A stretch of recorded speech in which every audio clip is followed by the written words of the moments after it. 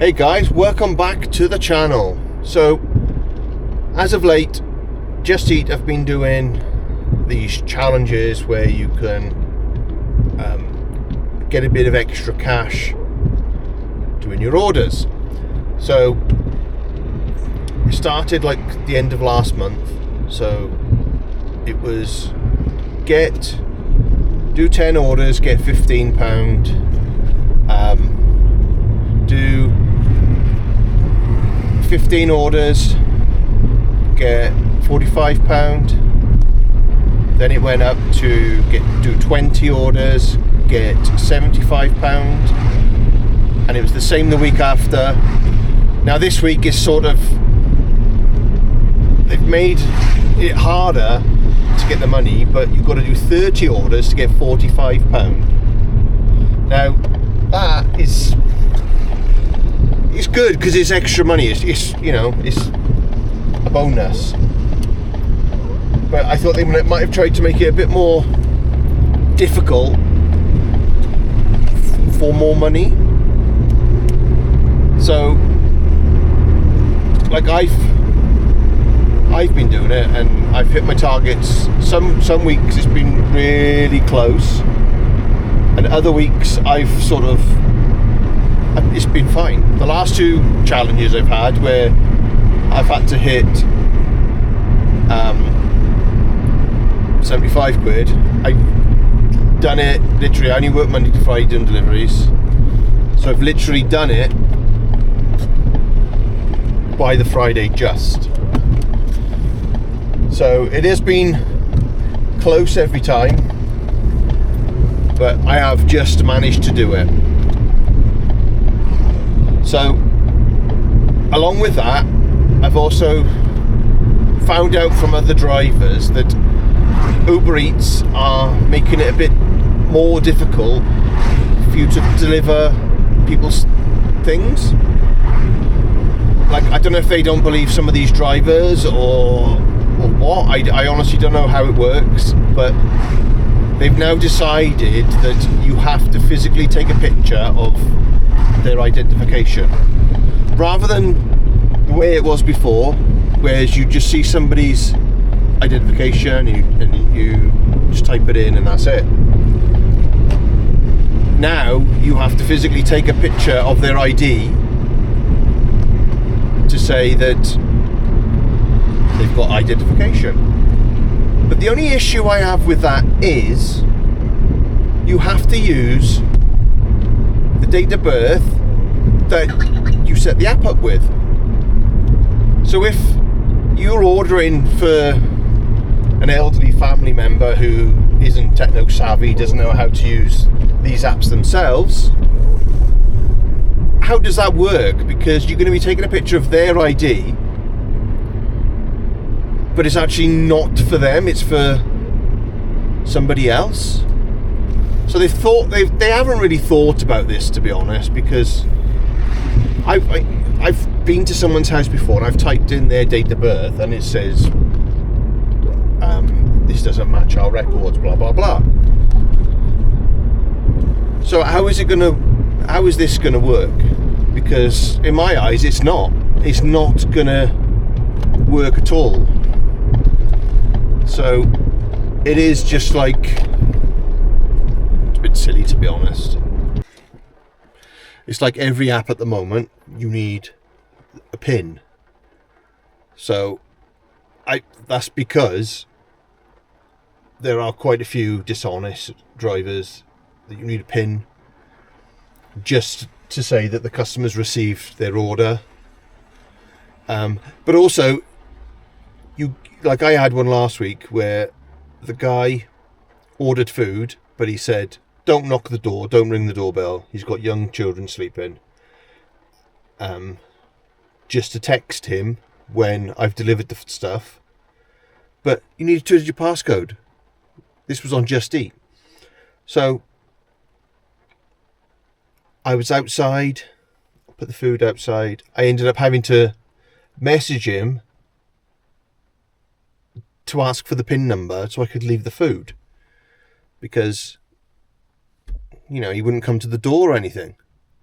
Surely if you've got a young kid sleeping, he could still come to the door.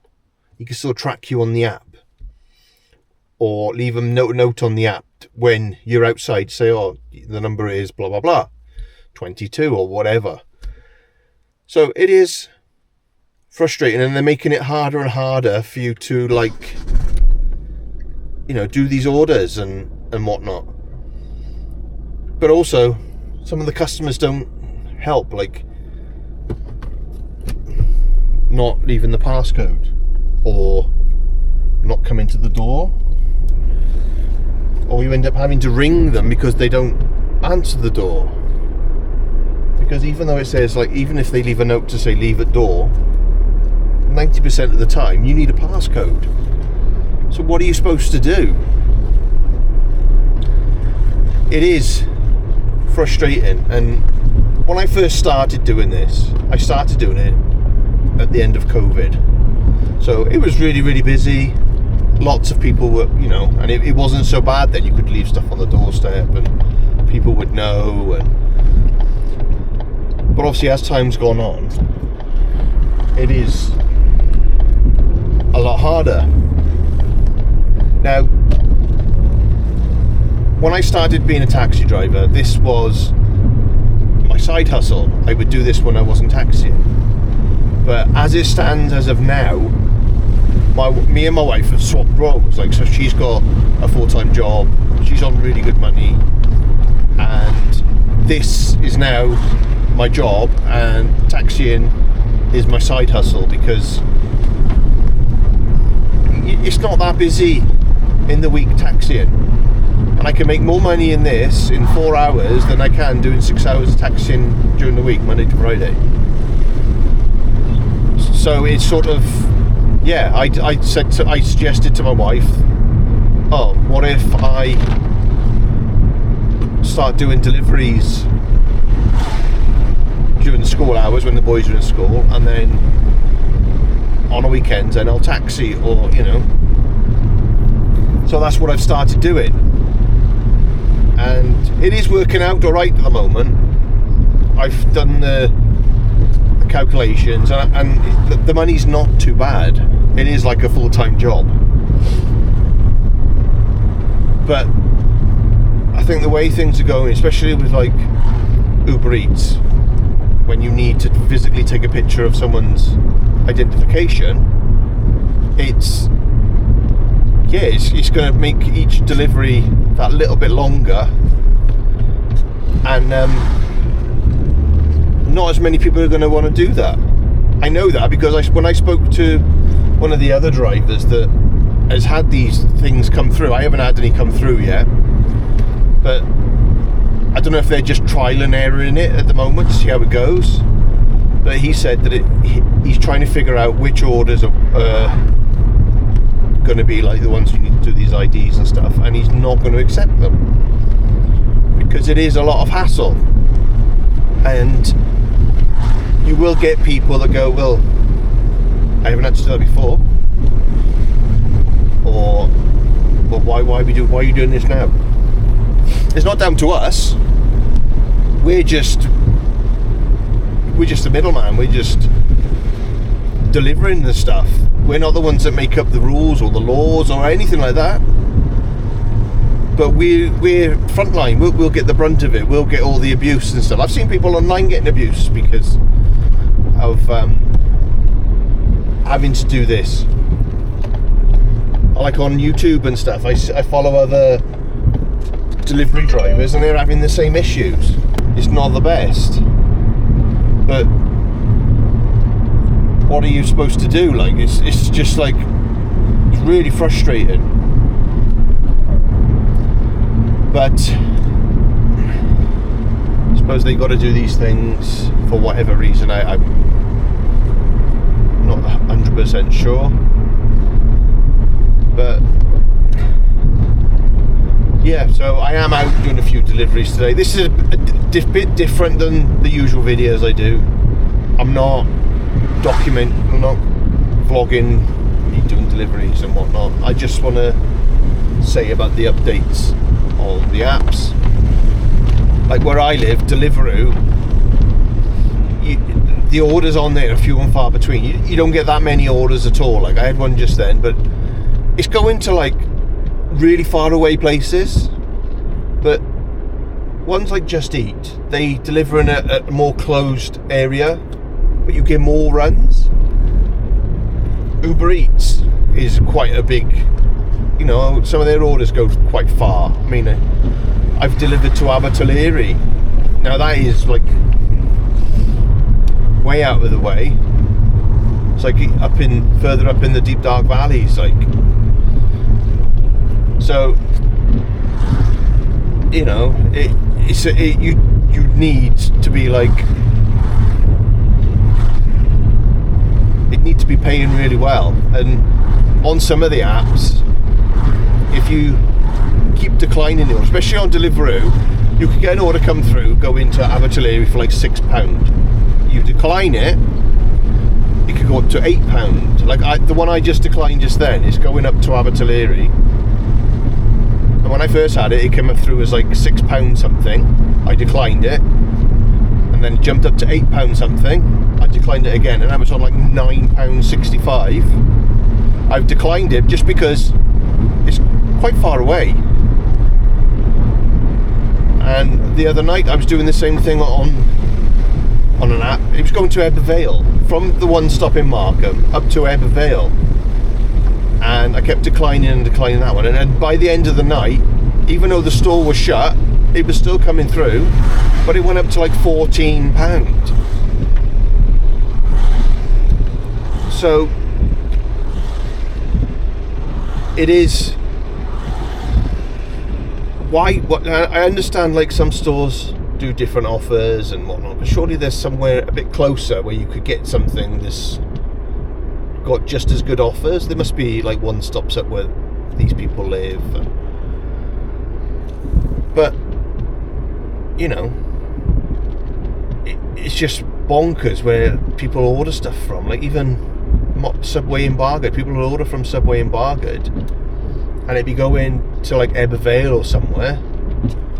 But I know for a fact there's like Subways and up there. Now I know Subway's a franchise, and every store has different offers and whatnot. But surely by the time the food gets up there, it'd be freezing cold.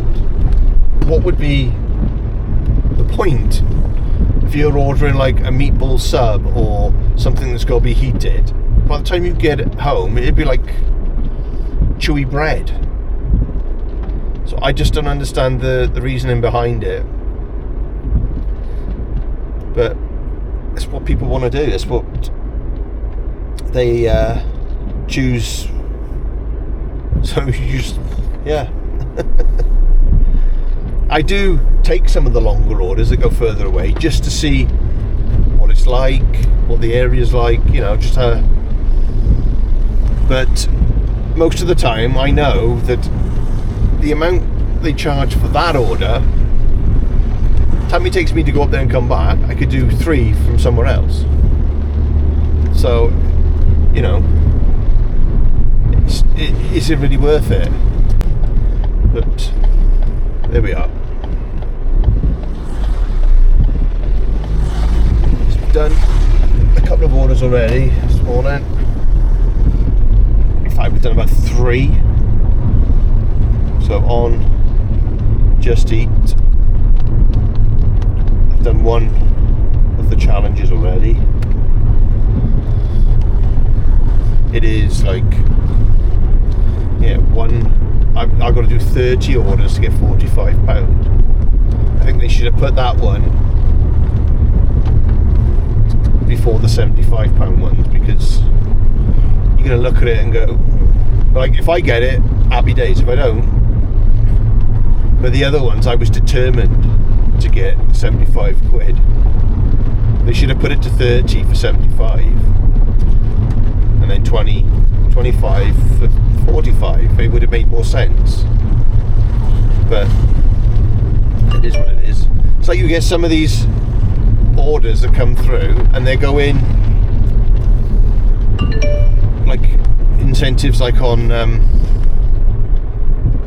whatchamacallit, Uber Eats, where you get more money if you go from a certain area, but it's not, it's not worth it. Like, they were giving you £3 extra per order down Newbridge. Now Newbridge, they've literally got a one-stop, a Greggs, a chip shop, and McDonald's. That's it. And I think in the last couple of weeks I've had maybe one or two going from the one stop, which I've declined because it's out of the way, and a couple from McDonald's. That's it. So you'd be down there waiting for these things to come through, thinking, oh yeah, I get an extra £3 per delivery. You might only do like one. So what's the point? It is like it's not worth doing. They're not thinking of these incentives to make drivers do more deliveries with the app. They'll just go on Just Eat because the orders on Just Eat are way better than, so I don't know.